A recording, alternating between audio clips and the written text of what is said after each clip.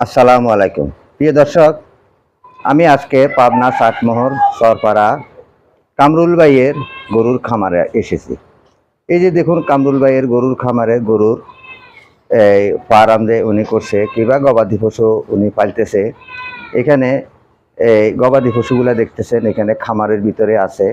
এই যে দেখতেছেন এখানে গবাদি পশু নিয়ে সে কাজ করে। এই যে দেখতেছেন এখানে যে গবাদি পশুগুলা, এগুলা কিন্তু উনি অনেক পুরানা খামারি। উনি আগেও খামার করছে, কয়েক দশক ধরে উনি এখানে খামার করে আসতেছে। এই খামারে উনি বিভিন্ন রকমের কৃষি নিয়ে উনি আছে। দেখেন উপরে দিয়ে এখানে হলো রসুন, রসুনের পাশাপাশি এখানে উনি বিভিন্ন রকমের গরু কিংবা ছাগল, ভেড়া এগুলা চাষাবাদ করে। এই যে এখানে দেখতেছেন এখানে ছাগলও আছে। এই যে এগুলো হলো ছাগল, পাটনাইয়া ছাগল, অনেকে পাটনাইয়া ছাগল বলে, অনেকে দেশীয় জাতের ছাগল বলে। এই ছাগল গরু নিয়ে উনার এই খামারগুলা গড়ে উঠেছে। এর পাশাপাশি উনি কিন্তু কৃষি চাষের মাধ্যমেও পারদর্শ। এই কামরুল ভাই এখানে এগুলারে এখন শুকনা খাদ্য দিয়েছে কিংবা শুকনা খাদ্যের মাঝামাঝি উনি এগুলারে কাঁচা ঘাসও দিয়ে থাকে রাত্রির বেলা। কারণ গাভী গরুকে আপনি যদি রাত্রের বেলা কাঁচা ঘাস দেওয়া হয় তাহলে গাভী গরু অনেক যথেষ্ট পরিমাণের দুধ দেয়। তাই আপনারা ঘরে বসে না থেকে আপনারা চাষাবাদ করুন। চাষাবাদের মাধ্যমে অবশ্যই আপনার ভাগ্য পরিবর্তন হতে পারে। এই যে দেখতেছেন এখানে লাইনে লাইনে গরু আছে, এখানে কয়েকটা গরু এখানে আছে। শুধু এখানে না, আরও অন্য অন্য জায়গাতে ওনার গরুগুলো আছে।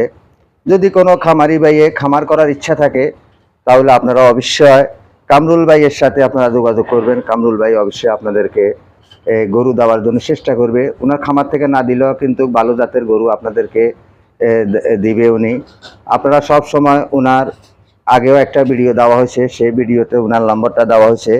ওনার সেই নম্বরে আপনারা অবশ্যই যোগাযোগ করবেন, কারণ ওনার নম্বর ওইখানে দেওয়া আছে। কিংবা আপনারা কমেন্টের মাধ্যমে জানাবেন যদি কেউ গরু নিয়ে খামার করার ইচ্ছা থাকে, নতুন কোনো উদ্যোক্তা থাকেন, তাহলে অবশ্যই আপনারা কামরুল ভাইয়ের সাথে যোগাযোগ করবেন।